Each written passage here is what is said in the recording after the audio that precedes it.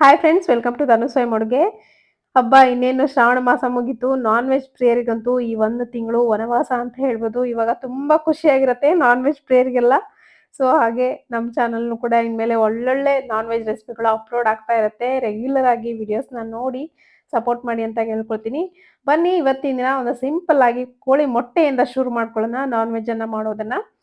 ನಾನಿಲ್ಲಿ ಮೊಟ್ಟೆ ಸಾರನ್ನ ಮಾಡ್ತಾ ಇದ್ದೀನಿ ಹಳ್ಳಿ ಶೈಲಿಯಲ್ಲಿ.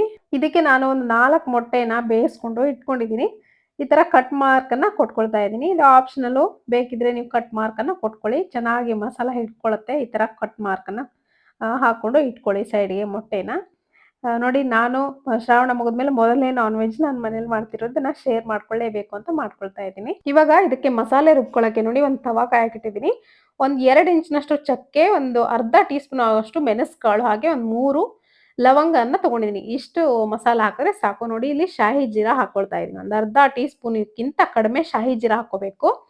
ಆಮೇಲೆ ಅದೆಲ್ಲ ಮಸಾಲೆ, ಒಣ ಮಸಾಲೆ ಚೆನ್ನಾಗಿ ಫ್ರೈ ಆದ್ಮೇಲೆ ಒಂದು ಈರುಳ್ಳಿ ಹಾಕೊಳ್ತಾ ಇದ್ದೀನಿ. ಈರುಳ್ಳಿ ಹಾಕಾದ್ಮೇಲೆ ಸ್ವಲ್ಪ ಎಣ್ಣೆಯನ್ನ ಹಾಕೊಂಡು ಒಂದ್ 2 ಡ್ರಾಪ್ ಅಷ್ಟು ಎಣ್ಣೆ ಹಾಕೊಂಡು ಎಣ್ಣೆನಲ್ಲಿ ಈರುಳ್ಳಿನ ಫ್ರೈ ಮಾಡ್ಕೋಬೇಕು. ಈರುಳ್ಳಿ ಸ್ವಲ್ಪ ಕಲರ್ ಚೇಂಜ್ ಆಗ್ತಾ ಇದೆ ಅನ್ನೋವಾಗ ನಾನಿಲ್ಲಿ ಉಳಿದಿರುವಂತ ಸಾಮಗ್ರಿಗಳನ್ನ ಹಾಕೊಳ್ತೀನಿ. ನೋಡಿ ಕಾಯಿ, ಫ್ರೆಶ್ ಆಗಿರುವಂತ ಕಾಯಿನ ತುರಿದು ಹಾಕೊಳ್ತಾ ಇದ್ದೀನಿ. ಕಾಯಿ ಹಾಕೊಂಡು ಚೆನ್ನಾಗಿ ಅದನ್ನು ಕೂಡ ಸ್ವಲ್ಪ ಬಿಸಿ ಮಾಡ್ಕೋಬೇಕು. ಅಷ್ಟೇ. ಇಷ್ಟು ಮಸಾಲೆ ಆದ್ರೆ ಸಾಕು. ನೋಡಿ ಹಳ್ಳಿಗಳ ಕಡೆ ಎಲ್ಲ ತುಂಬಾ ಸಿಂಪಲ್ ಆಗಿ ಸಿಂಪಲ್ ಮಸಾಲೆಗಳನ್ನ ಹಾಕಿ ಮಾಡಿರ್ತಾರೆ ತಿಳಿ ಸಾರನ್ನ. ಎಷ್ಟು ಟೇಸ್ಟಿಯಾಗಿರುತ್ತೆ ಅಂದ್ರೆ ನೀವು ಇದನ್ನ ಒಂದ್ಸರಿ ಮಾಡ್ಕೊಂಡು ಊಟ ಮಾಡ್ದಾಗ್ಲೇ ಗೊತ್ತಾಗತ್ತೆ ನಿಮಗೆ. ಖಂಡಿತ ನೀವು ಕೂಡ ನಿಮ್ಮ ಮನೇಲಿ ಇದನ್ನ ಮಾಡ್ಕೊಂಡು ನೋಡಿ, ವಿಡಿಯೋನ ಪೂರ್ತಿ ನೋಡಿ ಸಪೋರ್ಟ್ ಮಾಡಿ ಅಂತ ಕೇಳ್ಕೊತೀನಿ. ನೋಡಿ ಇವಾಗ ಇದನ್ನ ಮಿಕ್ಸರ್ ಜಾರ್‌ಗೆ ಟ್ರಾನ್ಸ್‌ಫರ್ ಮಾಡ್ಕೊಂಡಿದ್ದೀನಿ. ಇದಕ್ಕೆ ಧನಿಯಾ ಪುಡಿ 1 ಟೀ ಸ್ಪೂನ್ ಆಗುವಷ್ಟು ಹಾಕೊಂಡಿದ್ದೀನಿ. ನುಣ್ಣಗೆ ರುಬ್ಕೋಬೇಕು. ನೋಡಿ ನೀರ್ ಹಾಕೊಂಡು ಫುಲ್ಲು ನುಣ್ಣಗೆ ರುಬ್ಕೊಂಡು ಸೈಡಲ್ಲಿ ಎತ್ತಿಟ್ಕೊಂಡಿದ್ದೀನಿ. ಒಂದು ಪಾತ್ರೆ ಬಿಸಿ ಇಟ್ಕೊಂಡಿದ್ದೀನಿ. ಇವಾಗ ಮಾಡೋದು ನೋಡೋಣ. ಒಂದು 2 ಸ್ಪೂನ್ ಆಗುವಷ್ಟು ಎಣ್ಣೆ ಹಾಕೊಂಡಿದ್ದೀನಿ ಪಾತ್ರೆಗೆ. ಎಣ್ಣೆ ಚೆನ್ನಾಗಿ ಕಾದಾದ್ಮೇಲೆ ಒಂದು ಅರ್ಧ ಈರುಳ್ಳಿನ ಸಣ್ಣದಾಗಿ ಕಟ್ ಮಾಡ್ಕೊಂಡು ಒಗ್ಗರಣೆಗೆ ಹಾಕೊಳ್ತಾ ಇದ್ದೀನಿ. ಹಾಕೋಬೇಕು, ಚೆನ್ನಾಗಾಗತ್ತೆ ಸಾರು. ಈರುಳ್ಳಿ ಹಾಕಾದ್ಮೇಲೆ ಶುಂಠಿ ಬೆಳ್ಳುಳ್ಳಿ ಪೇಸ್ಟ್ ಕೂಡ ನಾನಿಲ್ಲಿ 1 ಟೇಬಲ್ ಸ್ಪೂನ್ ಆಗುವಷ್ಟು ಹಾಕೊಂಡಿದ್ದೀನಿ.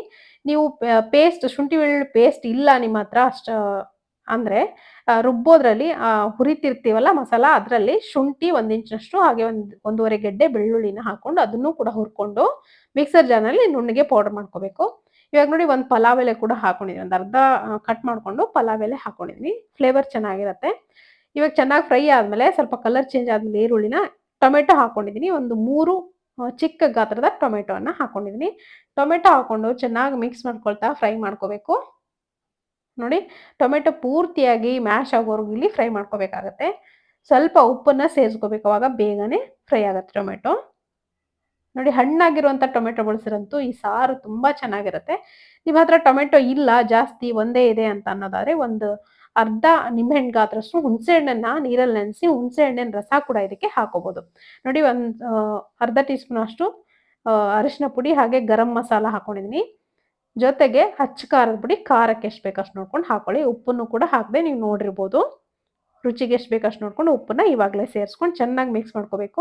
ಈ ಮಸಾಲೆ ಏನು ಹಾಕ್ತೀವಿ ಅದು ಕೂಡ ಎಣ್ಣೆನಲ್ಲಿ ಫ್ರೈ ಆದ್ರೆ ಆ ಸಾರಿಗೆ ಬರುತ್ತಲ್ಲ ಕಲರು, ಆ ಕಲರು ನೋಡಕ್ಕೆ ಚಂದ, ಟೇಸ್ಟ್ ಕೂಡ ಅಷ್ಟೇ ರುಚಿಯಾಗಿರುತ್ತೆ. ನೀವೇನಾದ್ರೂ ಈ ತರ ನೀರು ಶುರು ಆದ್ಮೇಲೆ ಅಚ್ಚ ಖಾರದ ಪುಡಿ ಆಗ್ಲಿ, ಏನೇ ಮಸಾಲ ಹಾಕಿದ್ರೆ ಆ ಹಸಿ ಹಸಿಯಾಗಿರುವಂತ ಸ್ಮೆಲ್ ಏನಿರುತ್ತೆ ಸಾಂಬಾರ್‌ನಲ್ಲಿ ಹೋಗೋದೇ ಇಲ್ಲ. ಎಷ್ಟು ಕುದಿಸಿದ್ರೂ ಹೋಗಲ್ಲ.